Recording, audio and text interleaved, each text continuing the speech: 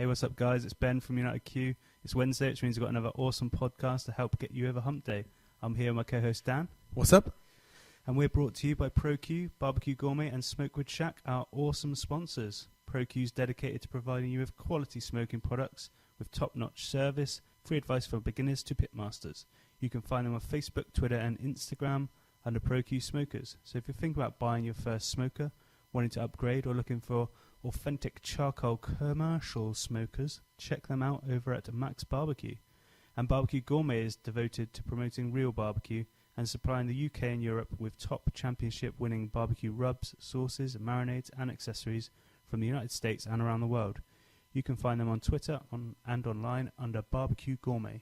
Regardless of how you cook, whether it's on charcoal, wood, gas or electric, the real taste of summer can be yours all year round. And on today's show, we have got BBQ Stu. Hello, Stu. You all right? Hi, guys. Yeah, I'm fine, thank you. How's it going, bro? You all right? Yeah, all good. Yep, all good, thanks. It's great to finally have you on the show. We've mentioned you in quite a few episodes, I think. The BBQ Shack always crops up in nearly every conversation, I think. Yeah. It's ever since I built that back in 2014, it's got a lot of interest. So, and a few people have also built their own one. So it's all good. Yeah. And obviously we had the Dr. Evil Barbecue team on, and you weren't present at the time, so we've been meaning to get you on ever since then. Yeah, I couldn't make that one that day. I was out with a client, so yeah, it's not good for me that day. But yeah, the guys done good. So yeah, rocked it. They absolutely rocked it. Loved chatting to them. So that was awesome. Do you just want to start off by just introducing yourself and just let everyone know who you are and what you do? Well, yeah, I'm just basically an amateur barbecue cook. I'm not a chef or anyone like this. So I just love to barbecue as much as I can, usually at weekends. And in 2014, I got fed up of standing in the rain trying to barbecue, so I decided that I wanted to build myself a little shelter. And with the help of my dad, I made that. And yeah, just a general barbecue guy, I suppose. Barbecue Stu. Awesome. So you, how did you get involved with the Dr. Evil barbecue team? That took basically on Twitter. I'm quite active on Twitter. I'm not on Facebook at all. I started, as you sort of connect to people and you ask them questions. I had Gary from Dr. Evil follow me, and he gave me a few bits of advice. And then also there's another guy called Grumpy Man UK, and at the point I was speaking to him on Twitter as well. I didn't know he was in the same team, so I sort of built up these relationships with the guys as you do, forming a friendship, and then obviously Artist as well, who I met at the start, and I've met him before I met the guys from the team. Artist just seems to get himself everywhere. He's a bit. Yeah. I'll tell you what you should do. If you ever do, you should get him on to do a USA barbecue trip episode, because he's got some good stories. Yeah, that trip looked absolutely epic. I was following it because, I mean, obviously the build-up was going for quite a while, and he was sort of like asking lots of questions, and I was sort of following all of that on Twitter and stuff, and then I was sort of like watching him as he went around, and then it looked like a really cool trip. So yeah, that probably is a pretty awesome episode to run through with him. Yeah, I think because he got to Memphis in May, and he was with Myron Mixon's team. He was there, and I think he saw them win Grand Championship, so that was a sight to behold, I guess. Awesome. Yeah. And so after chatting away on Twitter, we all met up when Neil Rankin's Smokehouse in Chiswick. There was like a pre-soft launch opening night, and that was the first time I went along with Artist, and Gary was there, Dr. Evil, and Barry, transport manager, and we had some amazing barbecue. In fact, that was probably some of the best barbecue I've ever eaten. Yeah, definitely agree with that. Amazing. Was the Smokehouse N1? Is that what it's called? Yeah, I think it is. Yeah, I think that is what it's called. Absolutely epic, brilliant place, great food. Yeah. And we were lucky that Neil Rankin came over and he was chatting to us, and he showed us his pits out the back as well. So we got to see. Awesome. Yeah, stuff. Yeah, it's awesome.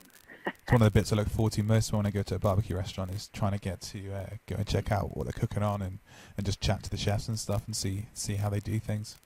Yeah, that is good, especially when they know you've got an interest in it. They come out and see the pits. Yeah, but they're not normally as epic as Neil Rankin, so No. so yeah, I suppose that was a pretty special one. Yeah, definite. And so yeah, I met Gary then, and we sort of chatting, and because I do a bit of photoshopping, you probably see some of the stuff I do on Twitter, silly pictures and that. He wanted a banner doing for Walthamstow grill stock last year. Cool. So I said, yeah, I'll do one for you. So I designed it for him. Yeah, he was really happy in that. He said, how much do I? I said, no, nothing. Don't want anything. He said, well, I've got some tickets to grill stock. Do you want to come along? So I said, yes, please. And so yeah, we went there, and I had an absolutely amazing weekend sitting with the guys. I was like a spare part. They've got all their teams sort of well oiled, so they know what they're doing. You've got Grumpy Man doing the burgers, so I was a bit of washing up. And yeah, walking around the teams and chatting to people and that. They do say though, if it's something you want to get into, that's a really great way to sort of get to dip your toes in, if you know what I mean. Like a lot of teams are always looking for an extra hand. I mean, it's always really helpful for them, I guess, and getting stuck in there, turning up, and sort of. I mean, it doesn't sound glamorous, but being pot wash is a massive help, and sort of like and picking up bits when you can, being willing to give things a try, and you really do to learn from that side. That's it seems like loads of people have got in that way. It's like their first one's always to go along with someone else. Yeah, no, it was really good, and I've grill stock is like the biggest barbecue event in this country, and yeah, I went obviously along to Bristol this year, but before that I'd gone on to the Miss Piggy's barbecue competition course. Okay, cool. With artists as well. We actually held it at his house, and that was a weekend of just doing a full KCBS timeline cook from start to finish, and that was amazing because obviously before that all I've watched is barbecue pitmasters, so you're seeing the guys in a 1 hour program, they show you little hints and tips on how to prep chicken and brisket and pork and that. So to actually be there for the whole 48 hours doing a full turn in everything, that was amazing. I thought, this is great. That's a really cool way of doing things. Yeah. I didn't know that's how they did their class. That's a really cool way of doing things. Like you said, you get to see the whole process from start to finish. All the prep work, when the meats go in, the timings, the what to look out for, and stuff like that, which is awesome. That's really cool. Yeah. And Scott, I mean, the Miss Piggies are absolutely killing it in the competition. Well, doing awesome things, doing really well amongst other teams in the UK, which is awesome to see. So some great people to learn from. Exactly. Yeah. I mean, I follow them on Twitter. They post stuff on Facebook, but yeah, they are absolutely killing it out there in the European scene. And Scott's a really nice guy. And I remember on the Sunday we had to get back there for 5 a.m. to check, do we need to wrap the pork and the brisket? So like getting up at 4:30, just a hotel down the road, getting there, open it up, go, no, it's not ready, and then so you're sitting there another hour. You're all sitting there in the middle of the garden in like 5 a.m. It's not even yet. It was quite it's funny. a realistic experience, though, isn't it? That's what it's going to be like. Yeah. So I know you can't give away too much from going on the course. You need to go on it yourself. But what if there's like one thing you could have taken away and share with everyone else? What would it be? Well, before I'll tell you the chicken. I didn't know how what a pain prepping chicken was. So especially you need that bite-free skin. So we were taking the skin off and then basically scraping the layer of fat off underneath, and then rubbing it, putting the skin back on top, another layer of rub, and that, and it was just like, so we had to go on that, but that was chicken. It was, and after the course, I tried doing it at home, and obviously it wasn't as good, but yeah, I did get a bit of bite-free chicken, so I was quite pleased with that. Awesome. That seems to be like the one thing. I mean, most competition teams tend to agree on. And we were sat with the Registry Barbecue guys, and they had their newest pitmaster. Well, they run this scheme. It's like a pitmaster scheme. So they get young chefs on board, and basically they take them through like an intense sort of. Like I think it's like 2 years of basically chucking them in at the deep end and learning all sorts of stuff, which includes sort of sitting up with the barbecue all night and firebox management and stuff like that. So it's a real sort of hardcore course, and I mean, from chatting to them overnight and stuff, they all absolutely loved it and took on so much.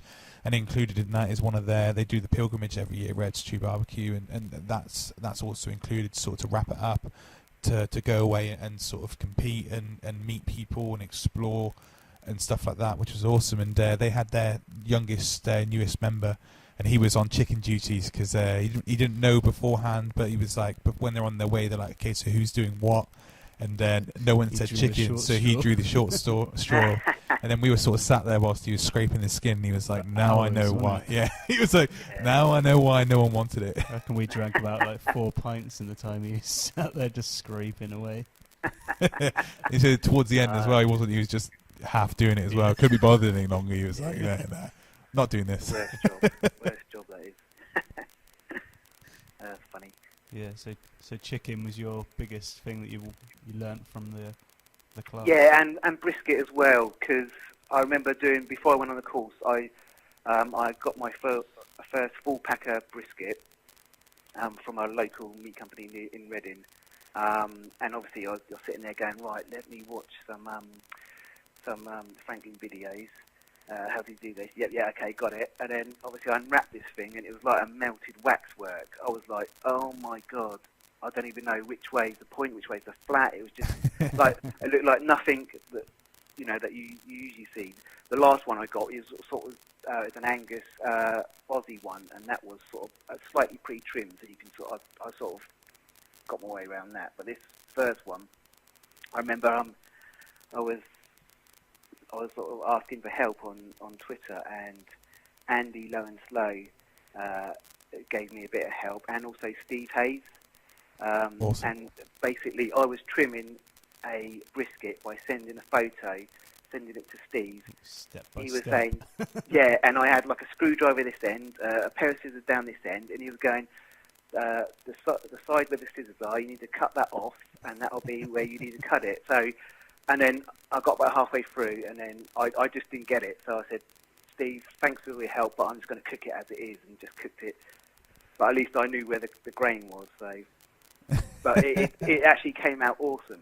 Really good. Wicked. But the second one I done, it was dry. Third one I done, really good. And the last one I done was dry again. So I seem to be one off, one on.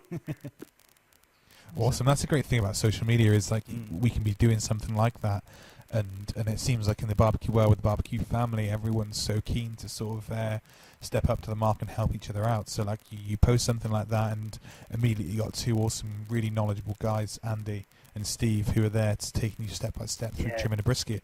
And I mean, like, where else do you get that? That is what I just think it's amazing. Yeah, definitely. There's such a good, helpful community. So I'm so glad to be a part of it. So what are you cooking on, Stu, when you're doing your briskets at home? I've got a Weber Smoky Mountain 57 centimetre. I've got the unknown bracket on it, which is a mod, a True Tail thermometer. And for pit temperature control, I use a Cyber Cube, the Party Q, the battery operated one. Yeah. Awesome. So it's all modded up. You've got all the gadgets. Yeah. I mean, the hinge, the Unknown Barbecue hinge, you can get it from Go Cook Outdoors. That's a really cool accessory. I absolutely love it. You can get it for loads of different barbecues. They do one for like the drums and stuff like that. I think they're really, although the Webers, a lot of them have got the hooks, so like you can sort of take the lid, but they're just so much easier. Especially like, how many times do you walk up to the barbecue and like you end up getting there and you're like, oh, I've got like your hands full of like a tray of burgers or whatever it is, and then you're trying to balance it, thinking, oh, this meat's going to go all over the patio and this and that. So that hinge is just absolutely awesome. A quick flick up and you're up and it's held, which is wicked.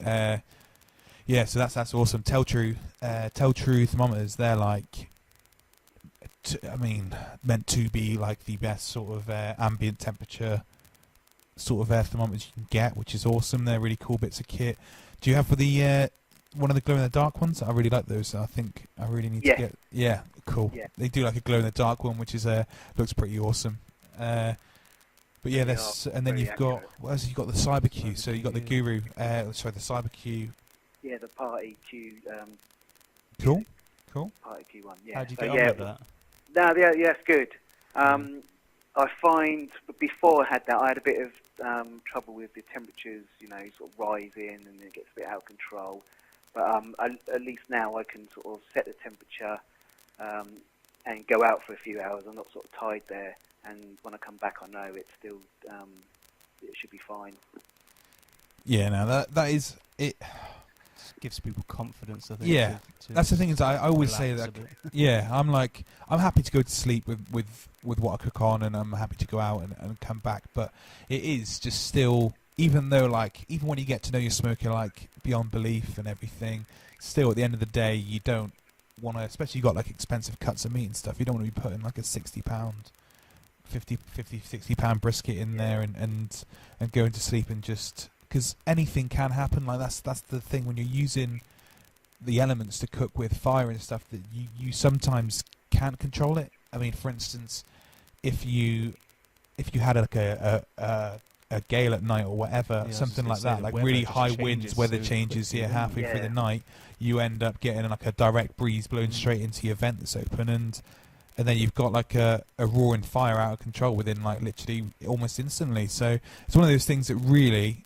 Although, like, I'm really confident and I could go to sleep and wake up to my ProQ sat where it was, at the same time, it is just one of those things that just sort of a bit of peace of mind, isn't it? Bit of a guarantee. Your area is quite sheltered, like where you do it, and so you don't have to worry too much about the wind changing and getting in there. So see, that's a nicer area, I think. If it is like a bad, or if I'm a bit worried about the weather, I also have like a weird. It's like a outhouse with like a hole in, like there's sort of like a hole in the roof. So it's like an old garage. It was a stable, so it's like got like a sort of cobbled floor, and then like a little bit of the ceiling in the corners like collapsed. Haven't repaired it, so it's like it's become a vent. Yeah, so I've got like a barbecue. I've got this awesome barbecue shack, custom built, everything. But it's pre-Victorian, dates back it's a couple hundred years old. So it's an ancient barbecue shack. But anyway, we'll talk about that another time. But do a special episode for that one. Special episode. Go live from the Victorian shack. Yeah, the Victorian barbecue shack. Yeah, but that's I suppose for me, I have that sort of control over the situation, which is quite nice. But can you talk us a bit more? Can you tell us a bit more about your barbecue shack now, as we're talking about barbecue shacks, because it's a bit infamous in the barbecue world. So, can we know? When I had a picture in my head, say right, I want it to look like an old sort of shack. So those the red cedar shingles, that was like a must. I must have that. So and also the chimney cowl, the black chimney cowl. I wanted to. So that was my vision, and obviously space is a premium. So it's about a 6x4, so it's the size of a sort of like a normal shed, small shed. Obviously with the doors, but I designed it, and my dad, he's quite handy with the woodwork, so he said, "Yeah, I'll do that for you." And then, awesome. So I gave him a hand, and he was like the A-team. I went round there, and it just like hammers flying and nails going in, and the sides were up in the first weekend, and then he sort of pre-built it, and then we got it in the car over to my house, and then that's when I put all the shingles on the roof, so we had to sort of cut all them up, and luckily the pack that you get was just enough to cover the whole roof, so I was quite lucky there. Awesome. And it was the point where we were putting it up in the garden, and there's an old lady who lives next door, so you don't really see her much, but the day that we were going to put this up, her whole family were there in the garden, and there was like 10 of them. So me and my dad, we were sort of lifting up this roof above the garden fence, and you can just hear everyone go silent next door. Like, what the hell is that? So got like a pop-up we extension put it on, going on. and I was expecting some sort of excuse me, or a few knocks a day days after, but no, luckily she's really cool, and she's fine with it. So You got away with it. Awesome. yeah. I love it. It looks so cool. You got like it looks like a tiled roof, and then you've got like the chimney, which is awesome. It just looks really cool. It looks like almost like doing it like the cartoons, sort of like the sheds. Like I don't know how to sort of describe it. Like it almost looks like the old like Western sort of cartoon, sort of like. No, I do you know what I mean? Like when they. Yeah. It's really cool. Really cool space. Do you find the like smoke vents out of it well enough? I've got a fan in there now, so electric fan, so it sucks it up. But to be honest, it's not that good. I think you can see it shifting some of the, when you've got a chimney starter in there, it is shifting some of that smoke out and blowing it out. But generally, it sort of goes up and then comes out again.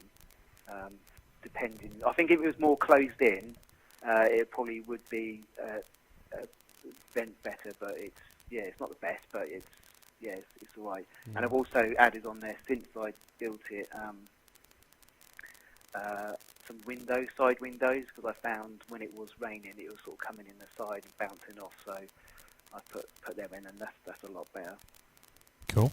Yeah. So the back of it's like against the fence, isn't it? So virtually against the fence. Yeah, so just a little gap near the top, and the rain doesn't really seem to come in there, so I'm quite lucky there. And I put some little multicoloured LED lights in there. Lucky you're not in Devon. We get sideways rain all the time. It would fit through any gap. It'd be coming straight through that gap, right into the face. Yeah, I mean the front is open, so sometimes I'm sort of in there, wedged up near the back. Yeah. Just trying to keep dry, and it also runs off the roof right down my neck. It seems to know that exact spot. You're like half and half dry. Your front half's dry, your back half's soaked. When you go back. So yeah, I mean, I'll probably make it a bit bigger, another extra foot, just to sort of get in under there comfortably if I have to make it again. But no, it's cool it is. Yeah. So no plans to extend it at the moment. No. No, I don't think I'll be able to get away with it with the wife. Yeah. No, it's just nice to have a bit of space. Any space, we'll take anything. Honestly. Yeah. Yeah. Anything, please. No, it's really cool, and it's awesome to see a lot of people where we're seeing like the builds like really starting to take off, and people are like really starting to build a lot more outside spaces. I mean, yours is really cool, and then like Marcus from Countrywood Smoke, he's got a really cool outside space which we've had the pleasure of eating in a few times now. Cool. And it's great to see quite a few people. I mean, someone over the weekend I saw someone there, Chris Phillips, who's I've saved his photos on my camera roll. Yeah, he's in the Countrywood Smoke group, and also in like the Wood-Fired Oven group. Is it the Wood-Fired Oven group? I think that's what it's called. And he posted some pictures of his BBQ Shack, and that's looking awesome as well. It's really cool. People seeing what people are doing with their spaces, and I don't know. I guess like as we're all like sharing more and more, like people are learning little bits from each other, and like, oh, like I missed out this. If I could have one thing that I missed off, then what would it be? And we were asking Marcus that and stuff, and you see people talking about it, and it seems like these spaces are really sort of developing and becoming really cool areas. Yeah, definitely it is. Obviously that's what I wanted to do, because unfortunately the British weather is not the best for barbecuing, so you actually need to do this if you want to cook outdoors without standing there with an umbrella, I guess. Yeah, that's what I do at the moment. It's got a big, massive Coca-Cola umbrella. He's not sponsored by them, but anyway. But I will be if you want to sponsor me. I'll give you my email address at the end. It's weird though, because you don't like fizzy drinks. I wouldn't drink it. Just have the can. No, they definitely won't sponsor you now. I've got that on record. So anyway, if you want to sponsor me, Coke, I love Coke, so just let me know. I don't. I'll just take the money. Oh. So grill stock's something that, well, we all know what grill stock is, but what I was going to say there is the time I got to try some of your food for the first time, because you cooked. Me and Ben were lucky enough to get to judge the Chef's Choice round, and you cooked the Chef's Choice round for Dr. Evil Barbecue. Yep. So that was obviously for the Bristol one this year, 2016. Yep. And so I was chatting to Gary in that, and I said I've got this idea for Chef's Choice, which it was actually. So what I did was it was a scallop shell, half scallop shell, apples, homemade apple sauce, pork belly slice, and a scallop on top, and some microgreens. So that was what I visioned, and I went up to Gary's house and the guys, and we done a cook one weekend, a practice cookout. Unfortunately, I live quite far away from them. It's about 1 hour 45, so, and those guys are sort of around there, so I don't get up to see them as much as I would like. And obviously, having a couple of kids and that, it's, But, so I went up there and done a practice cook on this pork belly, and Gary said, yeah, okay, go for it. So after then, I just practiced. I think there was, at the moment, you probably see that on every cook I'm tagging, I'm going to try and see if I could do 100 barbecues this year. So some of those were like grill stop practice. I think I've done about 4. But in reality, I've probably done about 8, maybe more test cooks. So I wanted to be the best that I could do, especially, obviously, I'm with a team. And it's, the responsibility is on me. And I want to do the best I can. And I thought it's quite a technical dish because obviously you've got the pork belly, you need to get really tender underneath, and then on top you want that nice crispy crackling. So, and then you've got this scallop which sort of cooks in 1 to 2 minutes. So it was quite a mixture of different skills involved. Yeah. You've got like low and slow, you're hot and fast, and then putting all those flavour profiles together as well. As a judge, when it arrived at our table, I can remember. I can literally genuinely remember. It was a standout dish for me. It arrived at the table, looked lush in the shells. I love shellfish served in the shell. Looks really good. I've got a photo of it on my looked awesome. And then sort of dug into it, and it was like this absolutely lush, soft and beautiful melt in the mouth scallop, and then you've got the really, really tender. You'd cooked the pork belly perfectly, but also had this beautifully crisp and crunchy, crackly on top. And then the apple sauce, which just the sort of the sharpness of it just cut through the dish perfectly. And it was a really, really good, well thought about, well-rounded dish. And it was a great one actually. Really, really nice, especially amongst everything else. It was nice to have a bit of point of difference. It was nice to have like a bit of a surf and turf sort of thing going on, and it was executed really, really well. So yeah, that was a really cool dish. Oh, thank you. Yeah, cheers. It was actually nearly different because it was going to be served with a white wine sauce that I'd done at home, refrigerated. But when I went to warm it up, it separated. Okay. But luckily, I had the original apple sauce that I made as well as a backup. So, because I've done a test reheat of the sauce, and it did separate once. So I thought I can't trust it, so I'm going to have to get it back up. I really thought the apple sauce worked really well. That I obviously didn't get to try the white wine sauce, but I felt the apple sauce really, really worked well with both the pork and also with the scallop as well. I think it really was a nice choice actually. So yeah, that was really, really cool. It's probably fate that left it as it was. So. We did the chef's choice again at the Big Meat. At the end of August, which is another cool one. We got served like a huge burger from BBQ Mates. I posted a picture on Instagram the other day. It was like a colossal burger. I think they're going to the World Food Championships with it, I believe. But I might be completely making that up. But anyway, I think someone told me, but I was a little bit tipsy, just a tiny bit tipsy. And also, I mean, we had an awesome Wellington. I don't know who cooked any of these dishes. I mean, I know the BBQ Mates did the burger, but other than that, I'm not really sure who did anything else. But we tried finding out, but it's always so hard to try and find out. But we had the Wellington, and we had an awesome Wellington that was cooked lovely. What else did we get? We had like a massive paella, which was awesome. Was it paella or was it a jambalaya? I can't remember. I don't know. Jambalaya. Yeah, it was a It was jambalaya. lush, though. I think so. It was lush. It had, like, everything in it, didn't it? Yeah, everyone, like, literally, we had all the crowd at the end were like in their hands. I was like scoop, because like it's one of those dishes that you like to like sort of give out to the crowd after they've eaten, but at the same time it's hard to sort of share out. So they were like literally stood there with their hands making little bowls, and I was there scooping like boiling hot rice into their hands. It was that was good fun, and yeah, we had like quite a few. It was awesome. Yeah. It was another good day of good food. Yeah. What did you cook? You didn't make it to the big meat, did you? No, I didn't make it to Big Meat, no. I thought so. I was going to say then. And what did you do? But I can remember I was stood with the team, and I remember we chatted to all of them. Yeah, I could only make grill stock this year, and hopefully I can make a few more competitions next year. I think there's a few more sprouting up, which is obviously good news. So you have to get the old diary clear to get some of these in when they come up. Yeah, no, it seems that there's a couple we're hearing about that, and a couple have been announced already as well. Some new additions, which is awesome. It'd be great to see everyone supporting them, because it's one of those things that, I mean, I always see people moaning about it. I moan about it myself. There's not enough sort of barbecue events in the UK. Why aren't there more people? Come on, let's do more. So it'd be great for everyone to get behind and support them all, and turn up and buy tickets, turn up on the door, or compete, and yeah, really show your support, and that will only develop and make more. So which is what we all want. Exactly, yeah, definitely.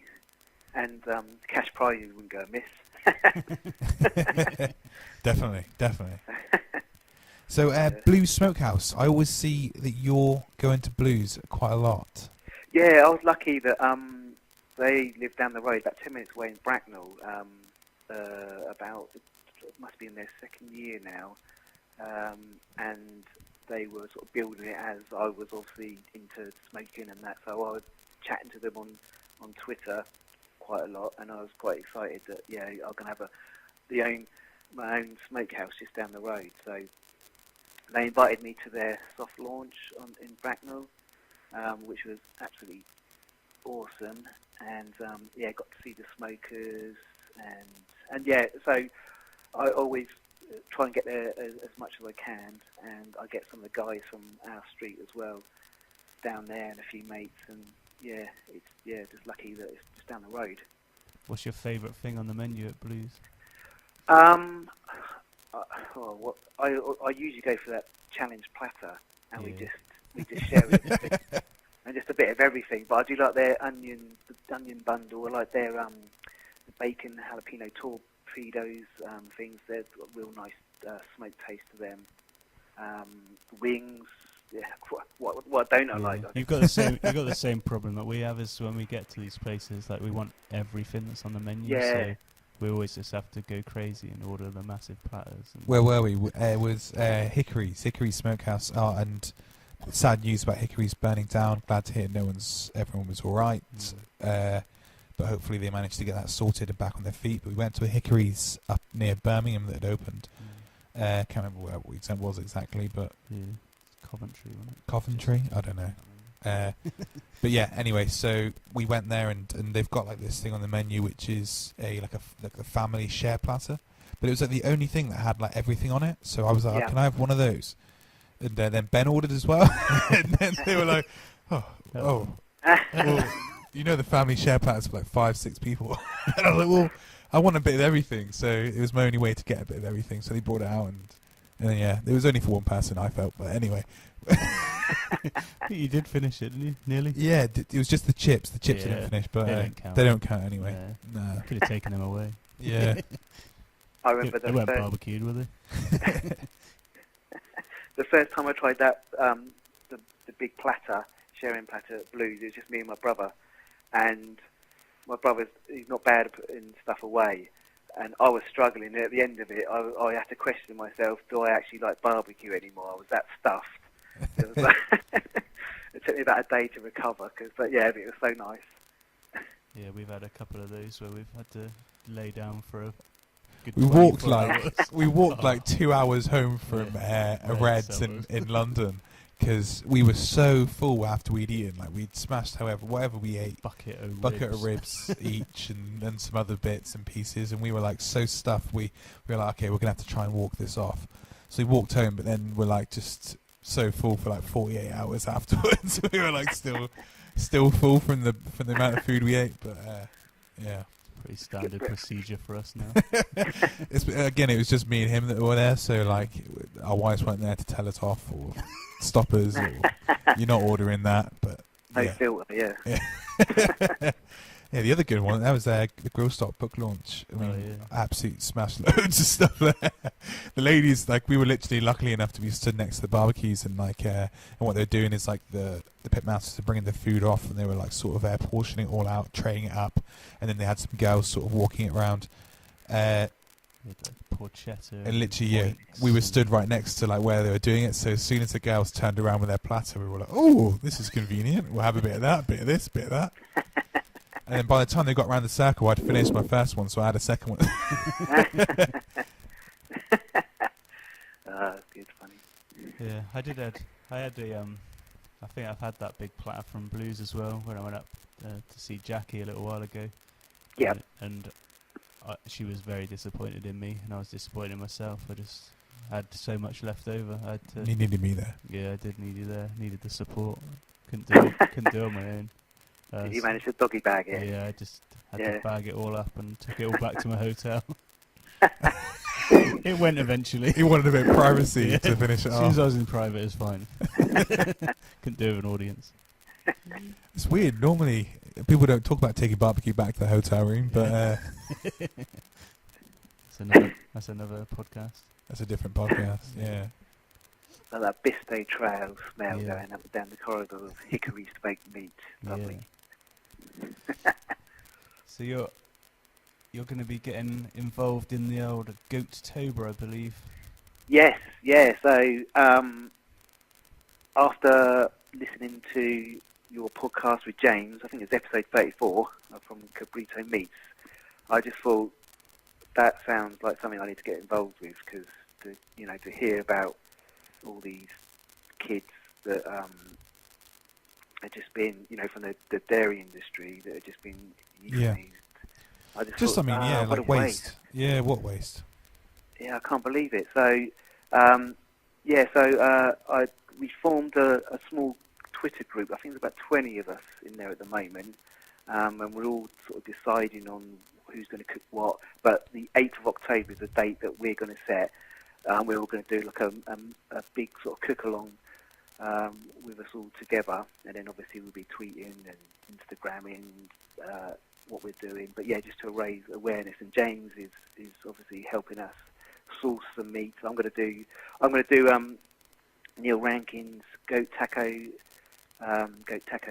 from awesome. his smokehouse. He gave me the recipe, so which I'm really glad about, and because I'm going to give that a go. So I've got my taco making kit. So I'm going to give some taco, do a bit of practice, and then I've ordered my goat shoulder, and that's coming on the Wednesday before, and I'm going to smoke that for about 5 to 7 hours over oak wood, and until it just falls apart, and then make all the other stuff, and then go for it. But yeah, that's what I'm going to be doing. But yeah, there's a few other people doing.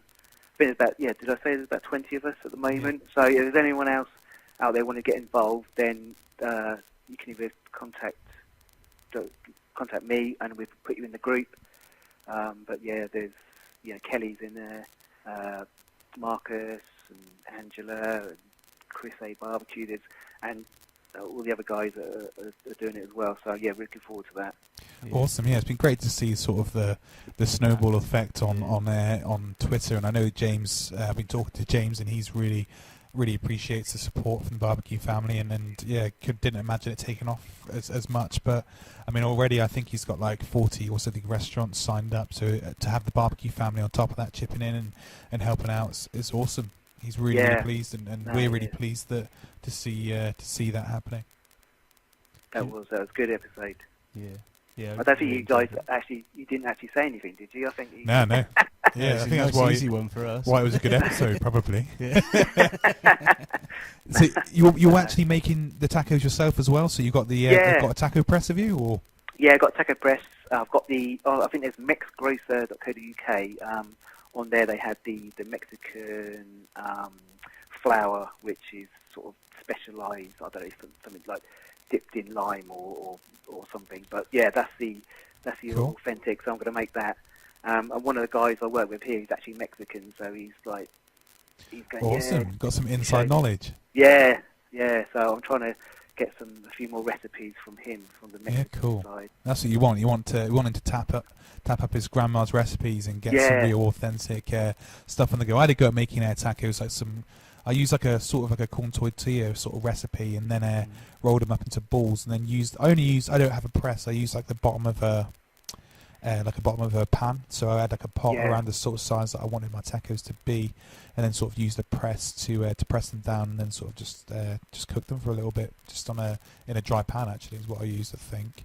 I don't know, it was a while ago, but yeah, they turned out really, really cool. Actually, they were really super easy to make, but the presses look wicked, and I'd love to have a go at them. You have to press it. You can't roll it out. Well, to get it like that sort of thin, and because you want a nice thin taco, it needs to be like a couple of mils really, max. I can't really remember the sort of what you're aiming for, but I reckon about a couple of mils max. So to roll it out, you're talking probably a long while. And also, again, it's just to get that perfect size.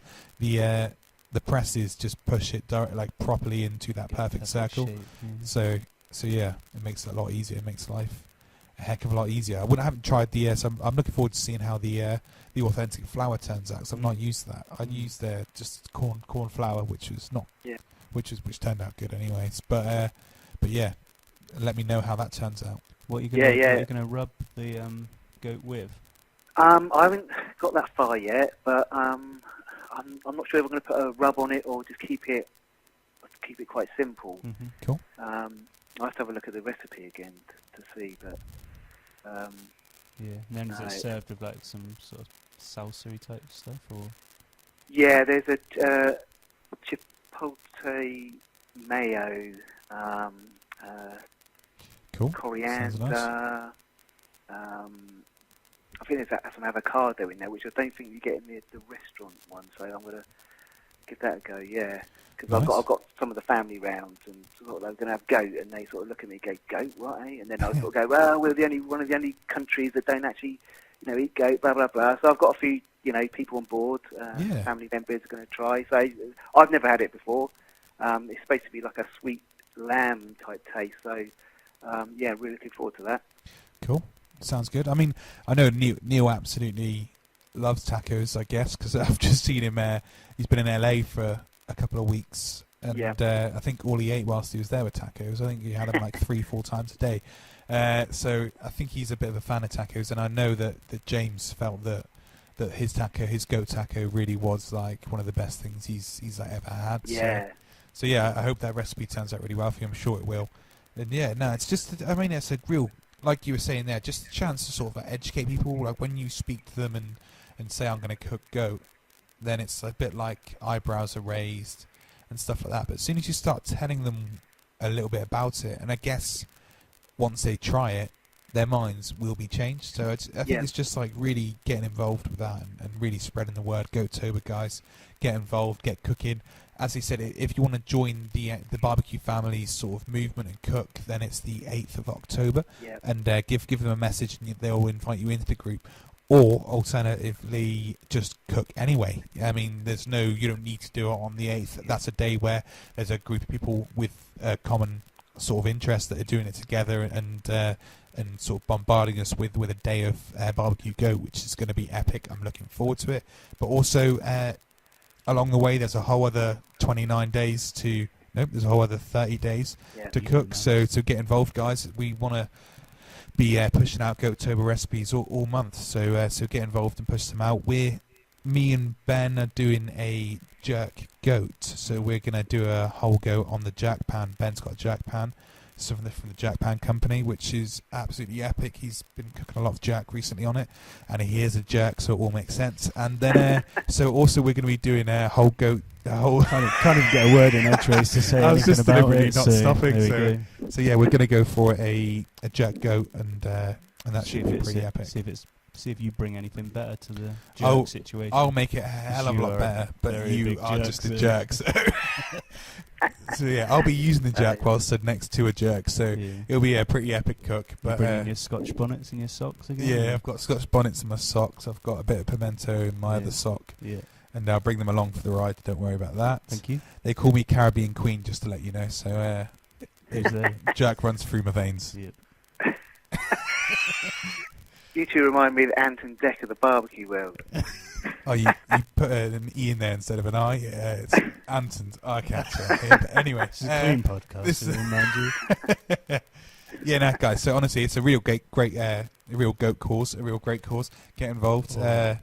Yeah, so that's why I was going with it. Me and Ben can't actually meet up to do a cook on the 8th, so we're going on the 9th. So we're the day after. So guys, genuinely cook whenever you can. And hopefully that would be the only time. I'm going to plan and do it at least once a week through October and post every cook. So yeah, it should be a really good opportunity, guys, to get involved and spread the word. Exactly. Yep. Sounds good. Yeah, like I said, you don't have to do it on the 8th, just whenever in October. But when it comes to the 1st of November, that's it. You can't cook any goat anytime. Yeah, it's just going to start a new thing, and this will become the most popular meat around. Yeah. Yeah. Get it in there for Christmas. Yeah, I need to do, I think I'm going to do a rotisserie turkey for Christmas this year. Cool. Oh, nice. What rotisserie have you got? I've got the Weber one. Oh, yeah. Charcoal. Weber charcoal. Which every weekend it's out. I'm doing Sunday roast on it all the time. And the food that comes off there, you know, as long as you've got the thermometer, you're taking it off the right temperature. The food is so much better than doing it in the oven, where I put one of my thermometers in the oven, and you can see that the temperature fluctuations of a domestic oven goes so far up and down. It's like, and it's not accurate, so you get a lot better control on the barbecue. To be honest, I find. And just you can't compare you just can't compare the flavour. I forgot how close we are to Christmas. I mean, I think we hit the 3-month mark officially yesterday or something to Christmas. Yeah. So I think now that is I'm quite glad you brought that up, because it's something that we can actually start talking about with our guests and start talking about what they're cooking and stuff. Can we get a Christmas jingle on the podcast? we could do. You could sing it. I could sing it? Yeah. Oh, I wish it could be Christmas every day. With the barbecue burning and something else. Oh, you've ruined it. He's ruined it. We'll work on it. We'll work on that, and we'll come back with that as a feature. You've just started a feature, I think. Yeah. But yeah, no. So you're doing a rotisserie turkey, and yeah, awesome. I've done turkey crowns years before, but I didn't have the best of luck with them. So I've got chicken down on the rotisserie quite good, so obviously it's just going to be a bigger version of that. So I'm going to get a couple of trials beforehand, and then give it a go. You going to go for a brine, to brine or not to brine? I probably will do, yes. Okay, cool. I did a chicken in a brine once, and I don't know. It's hard to say. Does it actually make a difference? It's one of those things that's just massively debated, and I think that realistically, make your own mind. Let's not even get into that debate here, because it's been done too many times. But I'm with a turkey and with chicken, I tend to be a briner. Not always with chicken, but always with turkey, I tend to be. But yeah, it's all personal, isn't it? At the end of the day, people. Yeah. And I don't, so we're 50-50 here already, aren't we? Yeah. He knows nothing about barbecue, though, so it's weird. It's weird. It's weird because everyone prefers mine as well. So I don't know. Just say and just put it out there. But. Okay, so you're going to go for a brine. It's going to go on the rotisserie. Thought about smoke flavour? What sort of smoke are you going to go for? Are you going to hit it with smoke at all? Or just... Yeah, I'll probably put a couple of chunks, something a bit mild. I might go a bit of cherry or possibly apple.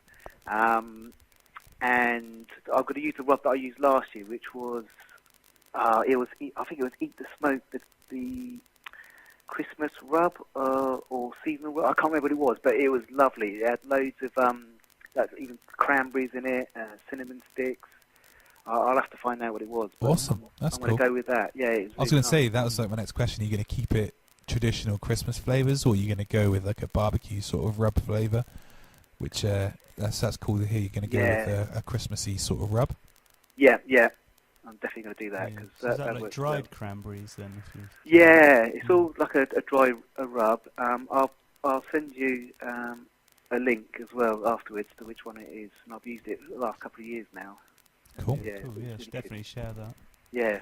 That's something that you've been experimenting with a lot, Ben, is using sort of freeze-dried, dehydrated freeze-dried fruits, powders and stuff with your rubs and stuff like that, which have been turning out really, really good actually. Yeah. And veg as well. You've And got veg. tomato powder, which is really cool. Goes really well with beef.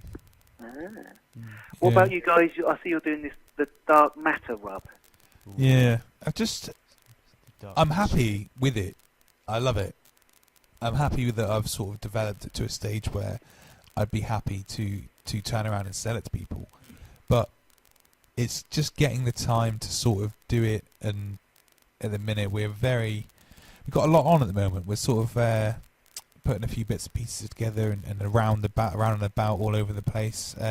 Again, like this weekend, we're going to be. Is it this weekend? It is this weekend, isn't it? Or was it next weekend? This weekend. This Bunch Sunday. of Swines. Yeah, this Sunday we're going up to the Bunch of Swines competition barbecue course, which is epic because we've missed the last two, and we've been gutted both times and had amazing things. Just like the Miss Piggy's one, we had great things about that, and didn't quite make it. But so yeah, we got the chance to. We're going up again. Well, not again. We're going up for the first time on Sunday, so it's another weekend sort of gone. And then like last weekend we did some demo cooking for Kamado Joe, which was really good fun. Really great to get to do that. And we've got a lot of things that every weekend we're already booked in for something for like Yeah. the next 8 I don't know. I weeks, suppose think. it's a bit like an excuse, really. I need to get over it and just sort of put in the time and get it out there. I've got a few people who've messaged me who want to be my guinea pigs. So I was going to say hamsters then, and I was thinking like, what is the saying bit here?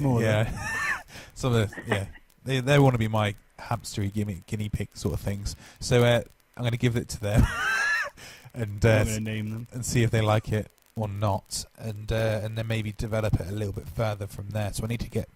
Maybe that's what I'll aim to do Saturday, is get some samples out to the people that have messaged me for some. So I'll probably hopefully do that and then put some together. Powder, get it out this there. weekend as well. Just remembered. Oh yeah, powder 'em this weekend. Yeah. Yeah, so it's a busy time. Sounds super busy. But the dark matter rub is it's a charcoal based rub. So there's charcoal in the rub, and it's a single species charcoal I'm using. It's from the Oxford Charcoal Company, and I've experimented with different woods, and it really does affect the final product in really subtly in flavour, but also they break up their sort of structure. So when you grind them down, they break up differently. So some of them give you like a coarser sort of texture, some of them give you a finer texture. So yeah, I've been experimenting with that as well, which has been fun, and yeah, it really gives you a sort of like, I suppose it's one for people who like dirty cooking, because it gives you that sort of flavour that's hard to sort of like pinpoint with words, but it's a real sort of umami flavour, but also at the same time a real earthy sort of flavour that comes from cooking with the charcoal and the rub, and it is something special, something different, something a little bit unique. So I'm hoping that I can get that out there. Get it out there soon. Yeah, Sort it out. but I need to pull my finger out. And you guys are on TV as well, on a TV show I saw. Ooh. How did you see that? I think you put something out, a screenshot. Oh, that's how you saw it. Yeah, no, we're getting quite a few people noticing us now.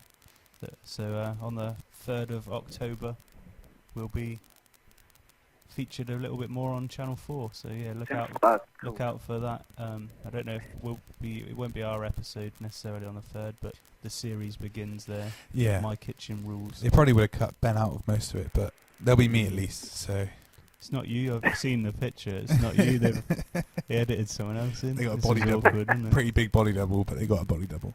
You look smaller. They couldn't get someone as big.